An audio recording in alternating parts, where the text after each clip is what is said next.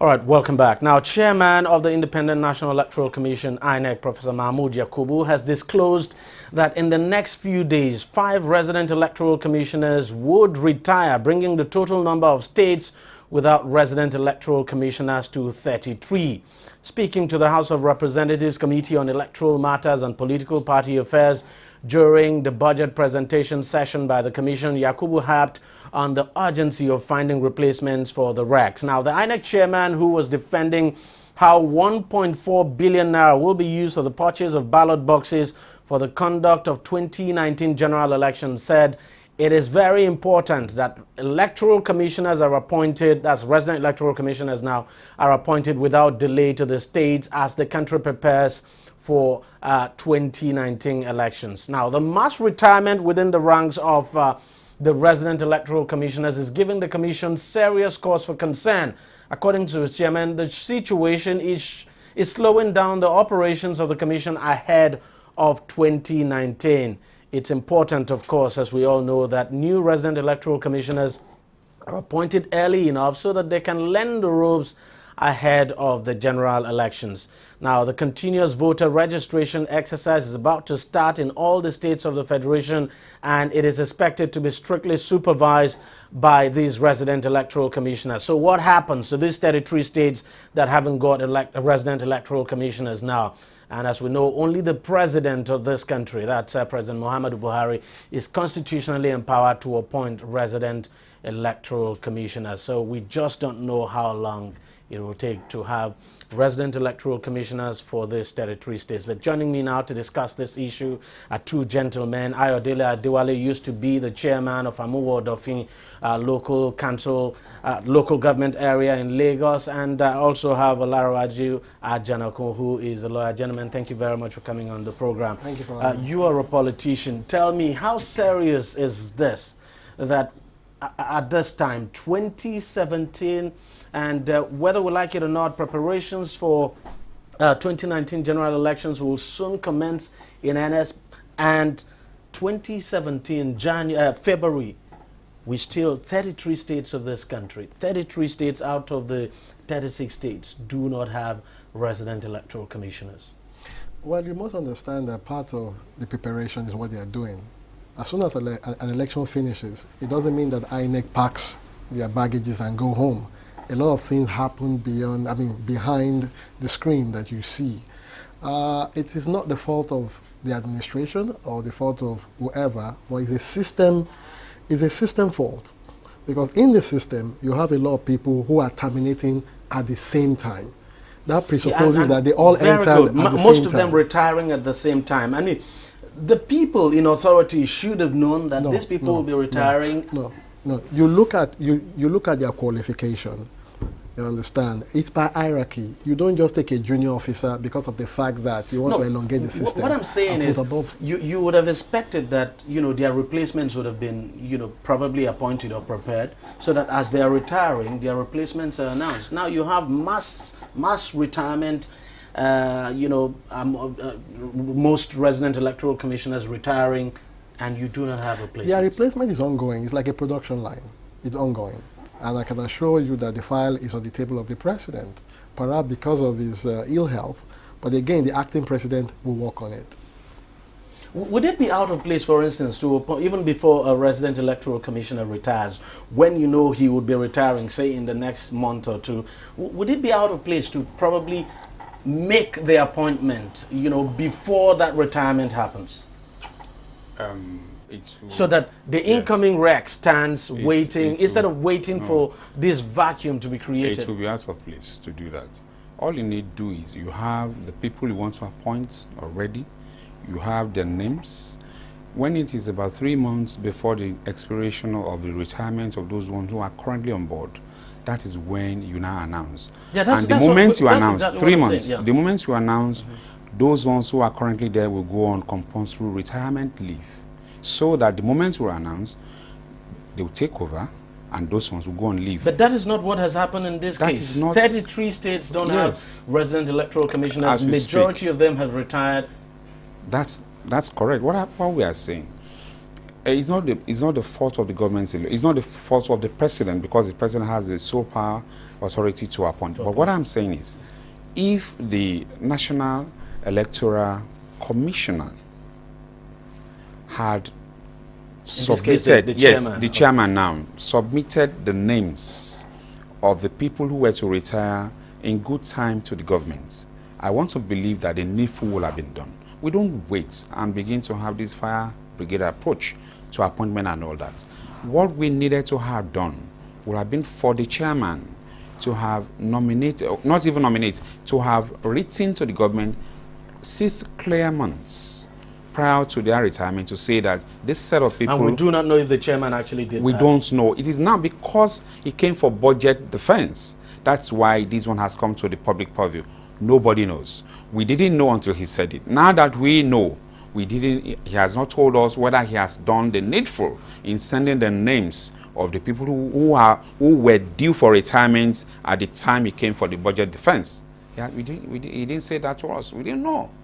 So if he had done that, and the government has been a proactive government, we ought to have known that the very moment these ones were appointed, close to the time, because we have the file all the time, close to this time now that they will be retiring, we ought to have made effort to have replacements for them, so that 3 months you appoint new ones and then the other ones go on time, on leave, and then we have no vacuum whatsoever. Let's not deny this could affect coming elections. I mean, isn't it? You look at it. Before 2019, we would have elections in some states. I mean, Anambra, for instance, is a case. Ekiti yes. is a case. Yes. We might have elections in 1 or 2 states as well. And now, as we speak today, we have resident electoral commissioners for only 4 states, so 3 states, as a matter of fact.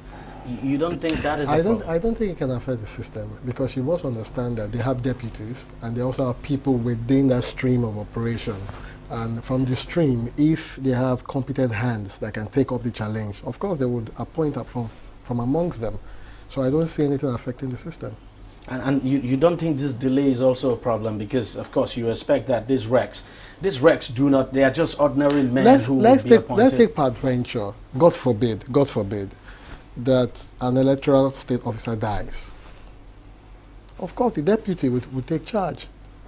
So I don't see it as a problem, but it is good that we are bringing it to the fore for people to discuss about it. Because you would expect these new recs to learn the ropes, and how long it will take. Like I said, they will have to pick. If they know what they are doing, they'll have to pick from the stream of people they have within the same enclave. You can't just take somebody from outside. When you say from the stream of people, how do you mean that? From the establishment should be made from the establishment, INEC, of course. But we know that has not always been the case. It should be. Ordinarily, it should be. Ordinarily, it should be. But if they appoint from outside, I take it as... Because even you could be appointed as resident electoral commissioner. I take it as this. I've always regarded the civil servant as the backbone of any establishment. The appointee or the appointed is just a political head. It is still the civil servant within the INEC stream that will carry out the job, and that will show him how these things are done. Let's tell ourselves the truth. Going by the Constitution, and you look at the way that's who a rec is supposed to be. You look at Nigeria today, it just would not be easy at all to find people who are, if you like, apolitical, who don't have any political bias at all, because that is how this appointment should be made. You're supposed to appoint people without any political affiliations and all of that. And it's not easy to identify and get these people in this country today. Well, I differ from that thought with the greatest of respect. We still have some people who do not want to get involved in any political play. All they want to do is be professional in what they do. We have people, a lot of them like that. And I want to believe if the lawyer here seated is appointed, by the virtue of his training, he knows that he should not swing the pendulum either side, but to the point at which the establishment I think we have someone like that he mentioned as a rec now. That's Professor Luede from the University of Lagos. He was appointed the rec. I can't remember for which state now. But even Olorede, yes. He's the national commissioner. Yes, but that is Abubakar Mohammed. In some cases, you may get it right. People of outstanding character who, when they get there, they will display maturity, they will display sensitivity to what they have gone to do, and at the end of the day, will be the nation will be the better for it, because do they you will deliver. think, I mean, let's face it now and talk about this. Would you say it's time, for instance, the constitution is reformed so that, you know, the power to appoint is not only vested in the president? Because people have often complained that, you know, it's not so completely right that the president appoints resident electoral commissioners, appoints the national commissioners, appoints the chairman of the national chairman of the commission as well, when the president belongs to a political party, and that president might also be running for elections. One thing is sure, one thing is very certain, that if we are talking about the president and who has the sole power to appoint, you know, he's no longer the president of a particular party, but the president of the federation, president of Nigeria. Well, yes, you can have for and against. If you appoint someone you feel is very good, someone who you feel is upright, some other people in some other camps will say, no, the person who he has appointed shouldn't have been, because you will have one or two people who will complain about him. The person you are seeing, so seeing anybody in any particular way is subjective to your own calculation, subjective to the way you are seeing the person. But if I, as a president, feels that, look, I've known this person for a while, or he has been recommended to me as someone who is fit and proper to head or to be a rec or to be the national chairman of INEC or so, I want to toe the line of he or having been recommended as someone who is good by people who I know have integrity. I will want to do so. But you will want to see it in any way to say that my appointment could be politically motivated, because I feel that someone like that will always tilt towards my own cause. But that should not be. Now, thinking about the amendment to the Constitution, yeah, that is always a problem. There must be, you know, any amendment now will have to go through to all of the majority of the states, House of Assembly, and then take same back to the National Assembly. Yeah. When you have that quorum, that one has been formed by the states' assemblies, then to the national. Well, are you sure that within the shortest possible time that we have before the election, all these amendments will be made? Perhaps that's why we need to be focused. We need to be able to plan ahead. Well, yes, we might not be able to do it now, but we can begin to move that idea that in subsequent times or immediately after the 2019 election, we need to sit down to ensure that the Constitution is amended so that the president's power in appointment will be whittled down a little, so that we know everything will not be basically the president. It won't just be, we want to appoint national advisor, has to be the president. But then, mind you, that the Senate still has oversight functions that they perform, even in respect of both the REC and the national chairman of INEC. So if these ones are done, number one that we should note is that the National Assembly will still be able to curtail if there are excesses on the part of the president to say, no, you chose this person, we are saying no. Please look for some other people, another person or persons that you recommend to us. If you do that, we'll sanction it. You can do that. What do you think? What's your own take on that? You know, this issue of appointment of RECs, you know, the national officers of INEC, as well as the national chairman of the commission by the president. Yes. Well, if the president who would also be taking part in an election organized by the same commission. Well, if we say that we don't want them to have any political interference in the whole process, I think the system as it is now is very reasonable, because for the president to appoint, some names would have been suggested to him. Mm-hmm. And of course, before he picked from these names, he would have run it through security checks. Having done that, I believe the National Assembly will also play a role in it and all of that before the person gets sworn into office. Except we are now saying that all Nigerians will have to vote for this person. And all of that, it becomes a political... It's an impossibility. A body should be set up to do it rather than the president. An independent body, if you like. But we don't... But INEC, no matter how independent INEC is, are we going to say that the electoral officers among themselves should vote or recommend from among themselves who becomes the INEC chairman? Just like in the Judicial Council? No, I'm just saying that one won't be too nice, as you have noted. Oh, well, yes, that's a good point that you raised now. But then, this is the same INEC as we have it in judiciary. It's so unfortunate that some people are now being prosecuted. Yeah, because we saw what happened in River State and all exactly, of that. Yeah. For being fraudulent in their activities. These people who are seen as being fraudulent will now choose among themselves who will be the head of a fraudulent group. What do you expect? You expect nothing other than disaster. Well, the most important thing is, let's just hope that this issue is resolved very quickly, that electoral commissioners are appointed for these 33 states, because I think that number is quite huge. Now there is this outcry. We'll have elections in 2018. We'll have yes. elections. The government will look into it. 33 states, it's quite huge. Yes. But just before we go, just some kind of story now, a news that just filtered in not quite long ago, that I just want to get your take on it, even though you do not belong to that political party. But what we're getting is that Ali Modu Sharif, has the Court of Appeal, yes, as PDP chairman, upheld his position as the chairman of the PDP. Let me start with you before I come to him. What do you think this would mean for the PDP? Because no question, it will deepen the crisis there. Oh, that's your take, or that's what you think. That's what. Well, when you look at what the gladiators, have been saying all this while, you see, some are accusing him of being someone sent by the other party. The other day, governor described him as a dissident. So they said.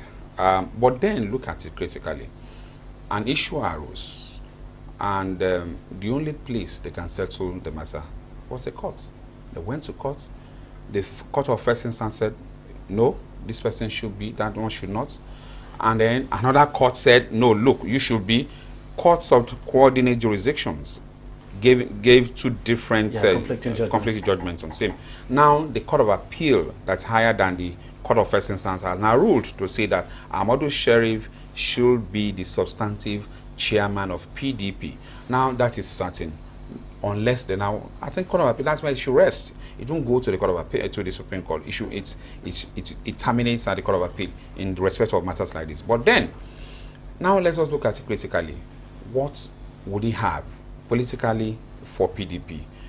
Will you say Ahmadu Sharif has the political will to move PDP from where it is now? Because what I'm asking this is, let's face it, the McCarthy faction just concluded not quite long ago what they called a national stakeholders and constitutional reform panel. Of course, we saw President Goodluck Jonathan attending that the presentation of that panel's report. The substantive chairman now, as made by pronounced by the court, can call all that one. That one will be, I want to get a little bit, well, everything they have done will go to waste, because this new chairman, the substantive chairman, as pronounced by the Court of Appeal, will say, he will come and say, no, what you have done, I have nothing to do with that. This is what I'm going to do, or this is my committee will do in respect of what will happen to PDP. You're a politician. Whether you like it or not, you're a politician. So let's face this. Yes. The ramification of this judgment will have,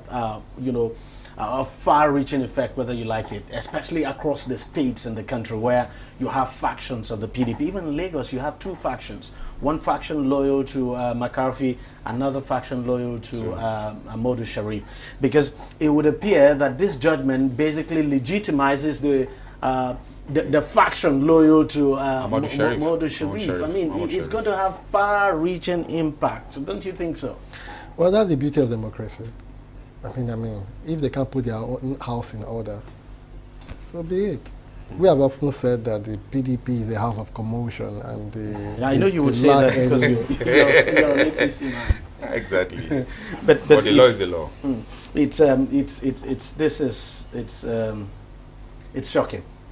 It's shocking, and it's surely going to be. No, what I'm saying is, it will be shocking to the McCarthy faction, and it will be a very bitter pill for them to swallow. But it shouldn't be shocking to them, because the man had the right to go to the Court of Appeal from the Federal High Courts. So they should have waited.